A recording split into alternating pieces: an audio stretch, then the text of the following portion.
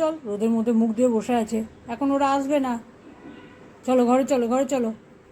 বাবা সেই সন্ধেবেলা আসবে, আর দিদি আবার পুজোর সময় আসবে।